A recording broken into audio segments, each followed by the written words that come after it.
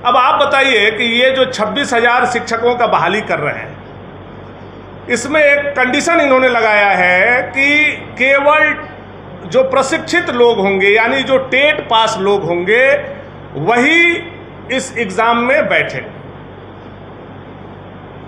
आप मुख्यमंत्री जी, आपसे ही ये प्रदेश की जनता जानना चाहती है कि क्या 2019 में झारखंड में ऐसा नियम देश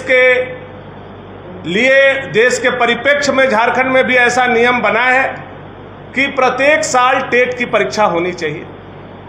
अगर ऐसा है तो 2016 से लेकर के 2023 तक टेट की परीक्षा क्यों नहीं की गई? अब 2016 से 2023 के बीच में अगर आप गैर सरकारी आंकड़े देखेंगे, जो हम लोगों को राजनीतिक आंकड़े हम लोगों को मिले हैं, उसमें लगभग 8 लाख लोग बीएड और डीएलएड किए, यानी वो शिक्षक के पात्रता को पूरा करते हैं, केवल टेट के एग्जाम नहीं होने से वो वंचित हो जाए। यानी 8 लाख युवा को जो समानता का अधिकार है नियोजन के लिए, वो आप उसको वंचित कर रहे हैं। वो बच्चे इसमें अपीयर नहीं हो पाएंगे जिनके माँ बाप भूखे पेट रह करके अपने बच्चों को पढ़ाए, बीएड और डीएलएड कराया। उनको टेट की परीक्षा नहीं होने से वो बच्चे इस परीक्षा से वंचित हो जाएंगे। ये बहुत दुर्भाग्यपूर्ण स्थिति है। अभी तक 3.5 साल के दरमियान एक भी टेट का परीक्षा यह निकम्मी और नालायक सरकार ने करने का काम नहीं किया है, जिससे 8 लाख हमारे झारखंड के युवक और युवती वंचित रह जाए। दूसरी बात यह है कि नियोजन नीति और स्थानीय नीति परिभाषित नहीं होने से जो आप 26,000 लोगों को बहाल करने जा रहे हैं, कि क्या 40% लोग के लिए बाहर के लिए दरवाजा आपने खोलने का काम किया है? यानी 60-40 का नियोजन नीति के आधार पर आप यह बहाली कर रहे हैं। 60% आरक्षित लोगों के लिए तो चलिए भाई, उनको आप आरक्षण का चूंकि सर्टिफिकेट लगाना है तो वो झारखंड से लगाएंगे, लेकिन क्या 40% जो टेट पास लोग होंगे उनको आप बाहर के लोगों को रखेंगे?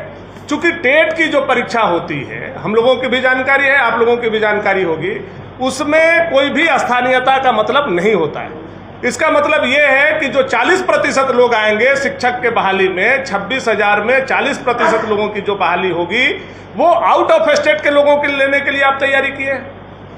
यही तो हमारा विषय है कि 60-40 के आधार पर अगर आप ले रहे हैं तो आकर के आज शाम को मुख्यमंत्री को प्रेस कॉन्फ्रेंस करके बताना चाहिए कि क्या वो 60-40 के आधार पर, नियोजन नीति के आधार पर ये परीक्षा ले रहे हैं, 1932 के खतियान के आधार पर ये नियोजन नीति का परीक्षा ले रहे हैं, 2016 के नियोजन नीति के आधार पर ले रहे हैं, किस आधार पर ये परीक्षा ले रहे हैं? तो हम लोगों का विषय ये है। जबकि टेट पास अभी आप देखे होंगे किस तरह से तुष्टीकरण की भी राजनीति ये कर रहे हैं। अब हम लोग बोलेंगे तो आप लोग कहिएगा कि आप लोगों को तो, भाजपा के लोगों को हर चीज में तुष्टीकरण दिखाई देता है, हर चीज में हिंदू मुसलमान दिखाई देता है। विषय ये नहीं है। आप भी पढ़े लिखे हैं, समझदार हैं। कुछ दिन पहले अल्पसंख्यक विद्यालय में शिक्षकों की बहाली होती है। अल्पसंख्यक विद्यालय में जिन शिक्षकों की बहाली हुई वो टेट के आधार पर सीधे बहाली ले ली गई।